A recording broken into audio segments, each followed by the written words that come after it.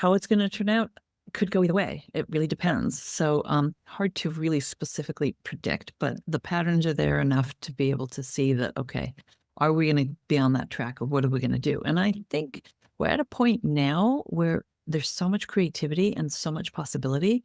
It's like having a PhD in your pocket Yeah, if you use AI in the right way. So I think a lot of the global issues and problems will be solved. My concern is, and this is why I'm very adamant about, why I wrote the book and why I want to be speaking to leaders and things like that, is that we really need to infuse it with values. And if right. we train AI to care about humanity and human beings, then we're going to be fine. Yeah. We're not going to go down that Terminator route, a dystopian route.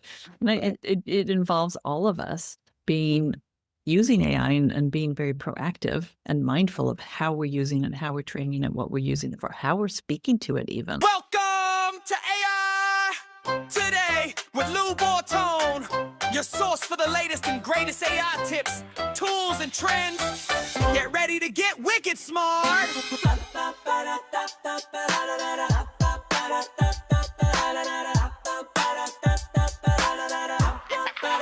Here's Lou Bortone.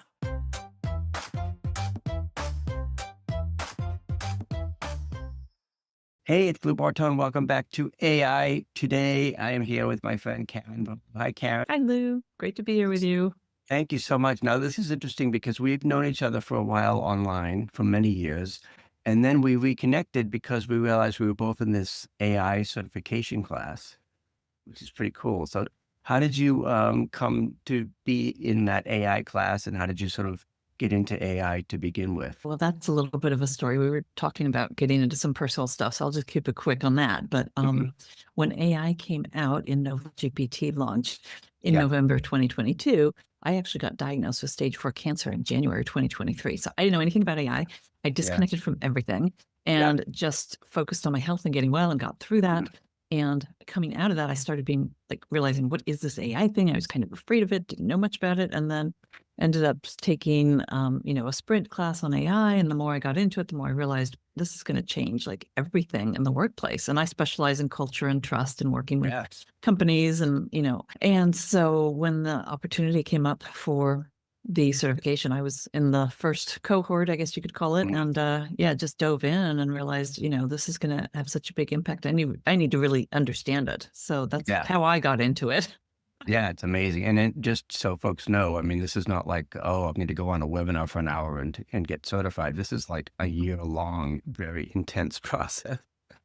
5 hours. I counted it. It was about almost 10 hours a week of studying different, because I was taking a couple of other classes at the same time. But it was literally like a part-time job for almost a year, like you said.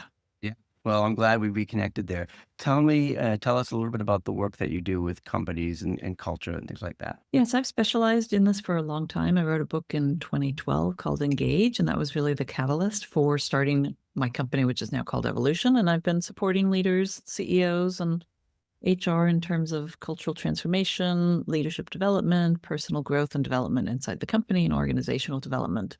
And then ended up starting with engagement and did a certification training for people on that, and then ended up getting into trust and got very deep into that. I do a lot with neuroscience and have great tools that I teach people. And then, like I said, I had that pause and I had to just shut everything down completely. So now coming back from that, I added AI to it. So it's kind of culture, trust, and AI, the areas that we specialize in. And I built a great team that, can work with companies to support and go through AI transformation, but then also be able to work with the culture and the people as well. That's really cool. And it's interesting because I know you're sort of at the intersection of trust and AI and culture. And some people, who are new to AI may think, trust and AI is not an oxymoron. How do you broach that? Well, the funny thing, I'm so glad you asked that question, because when I started working with culture, it ended up coming down to trust. If you have a high level of trust inside of a company with your people and your teams, then things happen really fast. So it saves a lot of time and money, and et cetera, et cetera. And I'm seeing the exact same pattern happening with AI. There's a lot of companies out there that people don't necessarily trust. Do they have the right values? And actually, at the end of 2025, I ended up writing a book in 3.5 weeks called AI Dystopia or Utopia. The choice point for humanity is now. And it's all about leaders making the right choices and really infusing AI with the right values. And I think we're at a choice point right now with humanity. Which way is it going to go? Could go either way. I'm cheering on for the utopian version of the world that I want to create. Yeah, so, and the book is out now, and folks can get that on Amazon and places like that. Yep. You can just Tell us, find it, Google my name, Karin Volo, Volo. and tell us a little bit more about the book and kind of what brought you to that point of writing it. And, You know, I ran an AI summit in September last year. And after that, this book just came to me and I just started playing with it. And I have written business books before and it's taken a long time. And I was using AI. AI did not write the book, but I used the right tools in the right places. And I was shocked at how quickly it came out. Yeah. So yeah, it was a fun process to go through. And that's the thing. You can do your stuff as an individual human being, whatever you're going to do. And, you know, you can be as productive as you can as an individual. You leave it to AI and it's going to do a lot of great things, but it's also going to come out with a lot of slop is what the term we're using nowadays, AI slop. But you combine the two and then you really can be in a very powerful position. And I think that's where, you know, any entrepreneurs, any leader of a company, they can really tap into that by combining. You always have to have human in the loop, as you know, because we were really trained that. And, you know, when you do both of those things, using your workflows or your process and then add AI to it, then it becomes a really powerful match. Wow. Yeah. And I know the authenticity part of it is really a little bit of a slippery slope, because I'll even do things now and people say, oh, is that really you? Or is that, you know, is that Sora or something else? So when you go into a company, how do you, if they come to you and say, okay, we know this AI thing is a tsunami, we got to get on board. What are the first kind of things you do with the company? Well, I mean, as we're all trained in the AI consulting world, we start with assessments. We look at, you know, where they're at, how far they've come, what they need to do. And then from there, we can start to implement and, you know, take them through that process. I think 2025 was really a year of everyone experimenting and getting comfortable with it. And I do believe that this year is going to be the year of actual solid implementation. But there's, you know, we've got all these new startups and it's just the next shiny object and the next tool. And what do you use? And it gets overwhelming for people, which is why, you know, working with AI consultants can be very helpful because they can shorten that process really significantly, you know, and recommend certain tools for certain processes. Yeah, it is really overwhelming. I know we try to keep up with the tools, and it's almost like, you know, I know we remember the space race in the 60s. It's like, okay, well, Anthropic and Google and Grok, and, you know, everybody's sort of throwing everything that they can at it. And then I hear a lot about the AI bubble. Do you think that it's like that, you know, internet startup was many, many years ago, or is this a different process altogether? Great question. And I love it because I did write a chapter on this. And, you know, that's a chapter in my book. And I mean, time is going to tell. There are definitely patterns that are very similar to the dot-com bubble that we went through in the early 2000s, 99, 2000. So the patterns are definitely there. How it's going to turn out could go either way. It really depends. So hard to really specifically predict, but the patterns are there enough to be able to see that, okay, are we going to be on that track, or what are we going to do? And I think we're at a point now where there's so much creativity and so much possibility.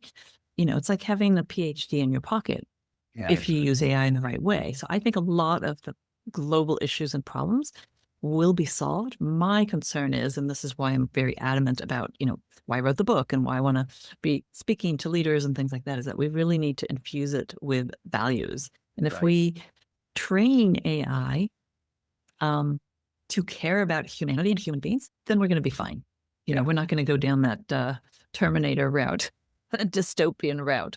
And it involves all of us using AI and being very proactive and mindful of how we're using it, how we're training it, what we're using it for, how we're speaking to it even. Yeah, and I love the trust thing. I talk a lot about that because I have a whole talk on loyalty and things like that. But how do you, if you're going into a company, how do you assure them, like, okay, we're not just abdicating everything to AI. Yeah, we're going to keep you, you know, as front and center. I think most people are realizing that now. You know, I mean, AI is great. It can do a lot for you, but you have to have, I mean, AI can get you 70% there, 80% if you're really good at it. And then basically that other 20% is essential. But if you think of it, it frees up your time. Yeah. so that you can focus in on other things that you love. I think once we're going to have a couple of really chaotic years because things are getting disrupted. Our old systems, industrial-based systems, are crashing and burning. That's why it looks so chaotic right now. And it's everywhere. It doesn't matter what country, doesn't matter what the system is. I mean, these systems are crashing and burning. What you don't hear so much if you just follow, say, solely mainstream media or whatever, is that there's pockets of new innovation, new ideas coming up. Once we get through this chaotic period, I do believe that we're going to go through a massive renaissance period. It's going to be, that's my utopian version anyway, that we're going to have a tremendous amount of creativity, and it's going to be just this explosion of art and videos and music and all sorts of different things. Yeah, I love that, because oftentimes I think, oh, maybe what would it have been like to live in Florence during the Renaissance and, have Michelangelo's working down the street, But I do think that, it can go that way if we're careful and if, all the right pieces fall into place. From a practical standpoint, when you work with companies, are there specific tools that are sort of must have?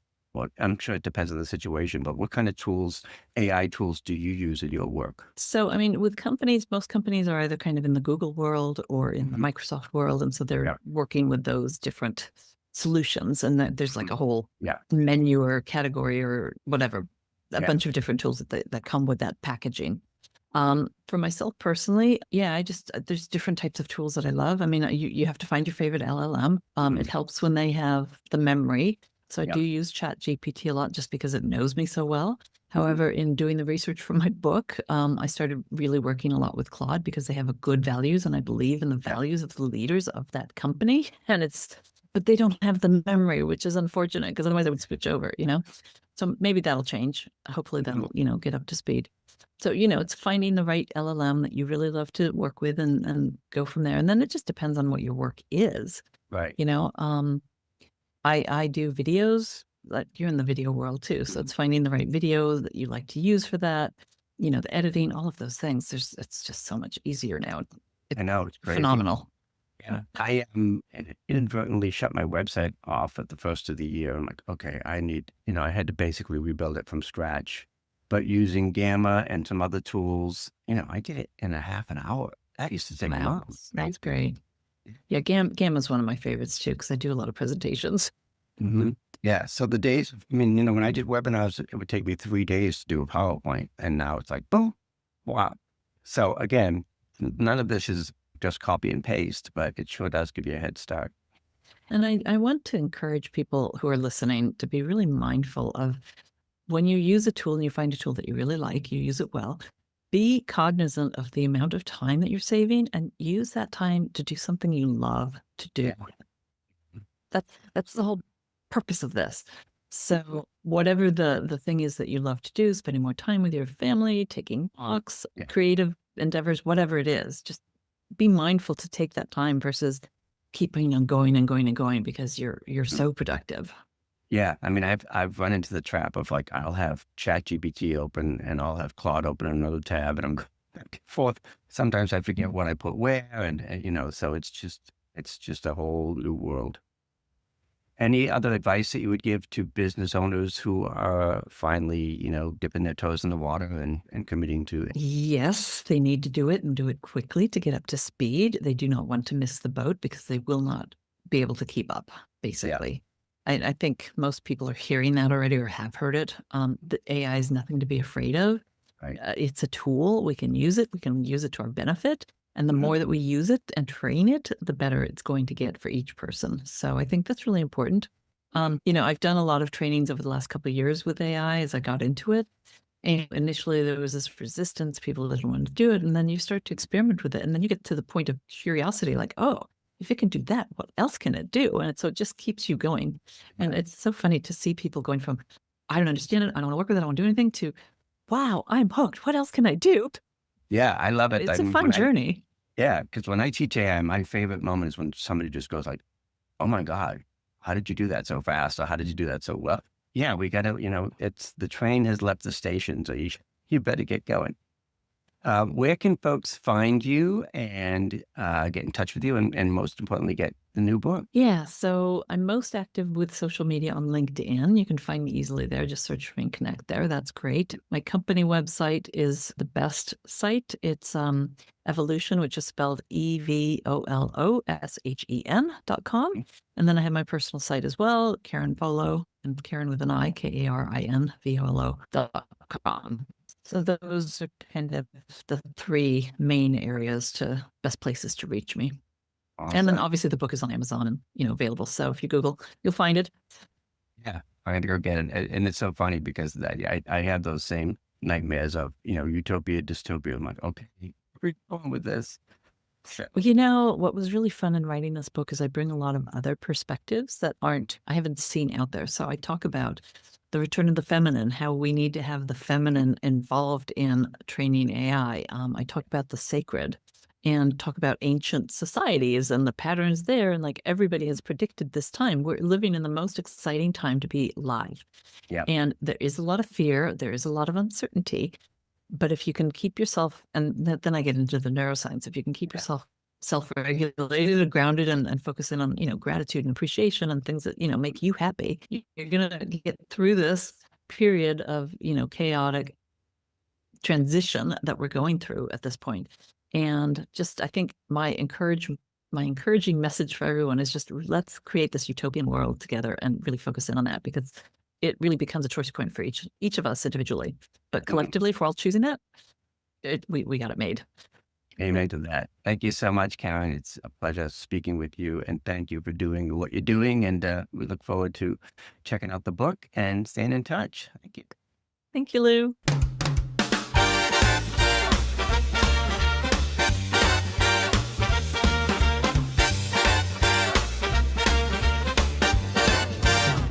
Welcome to AI Today with Lou Bartone.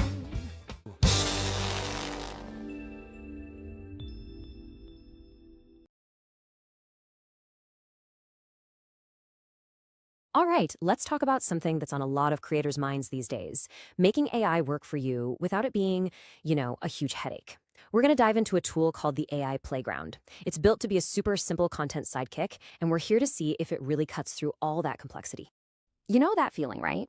You open up some powerful AI tool, and you just freeze. There are so many options, so much jargon, and you feel this pressure to write the absolute perfect prompt. It's like a kind of AI paralysis. And trust me, you are not alone in feeling that way. But what if it didn't have to be like that? What if getting started was actually simple? Well, that's the whole idea, the entire philosophy behind the AI Playground. It's a space that's been designed from the ground up for creators, people who want to focus on their big ideas, not on becoming prompt engineering wizards just to get a good sentence out. Okay, so let's break it down. What is this thing really? At its core, the Playground is a content companion app, and the keywords here are super simple. It's intentionally designed to be a really gentle, but still super effective on-ramp into the world of making content with AI. Now, this is maybe the most important part to get. In a world where every tool is trying to be more complex, this one leans the other way. It's basic on purpose. And that's not a weakness, it's its greatest strength. It lets you build confidence and see results right away, without that steep, frustrating learning curve. But hey, don't mistake basic for weak. The promise here is that there's a lot of power just under the surface, ready to go when you are. And this whole simple approach, it goes way beyond just the app itself. It's actually a whole creative toolkit designed to keep you going. See, this isn't just a tool you download and then forget about. Nope, it's an ongoing resource. Every single month, fresh content and new strategic ideas get delivered right to you inside the app. And what you get in that monthly drop is where the real magic happens. You get a quick win idea for that fast, easy piece of content you need right now. You get a full video script ready to shoot. You get 4 detailed prompts you can just copy and paste anywhere. And on top of all that, you get access to exclusive trainings. It's a whole creative package delivered right to your digital doorstep. So, what does that all add up to? It means you can finally solve that dreaded, what on earth am I going to post today problem. Instead of being just another piece of software you have to figure out, it basically becomes your content plan for the entire month, all done for you. Now, I know what you might be thinking. Okay, sounds good, but what's the catch? Is the setup going to be a total nightmare? Well, keeping with that whole simplicity theme, getting started is designed to be ridiculously fast. I mean, look at this. The process is exactly this simple. You just go to the app site, pop in your name, email, and a password, and that's literally it. You are in. No hoops to jump through, no waiting for approval. And that's the whole point. You're logged in automatically, and you can start playing around immediately. It's all about removing friction, getting rid of those little roadblocks that stop you from doing the fun part, actually creating something. Okay, so you're inside. What now? Well, this is where the flexibility comes in. The playground gives you 2 different ways to use the AI prompts, and it's great because it's designed to meet you wherever you are on your AI journey. It's kind of like a choose-your-own-adventure. So option 1, if you're already comfortable using tools like ChatGPT or Claude, awesome. You can just grab those 4 monthly prompts, take them over there, and you're good to go. But if you're a little newer to all this, there's option 2, a custom-built guide that holds your hand a bit more and gives you a really structured, supportive experience. So beyond those awesome monthly content drops, how does this thing actually grow with you? How do you make it feel like it's yours? Well, that all comes down to personalization. And this is a total game changer. You can actually feed your own unique brand voice into the companion. What that means is the content it helps you generate will actually sound like you, not like some generic AI robot. Every single piece of content becomes uniquely yours. Oh, and it doesn't stop there. You're not just handed the keys and left on your own. The platform is packed with those exclusive tutorials, and you get a direct line for questions and help when you get stuck.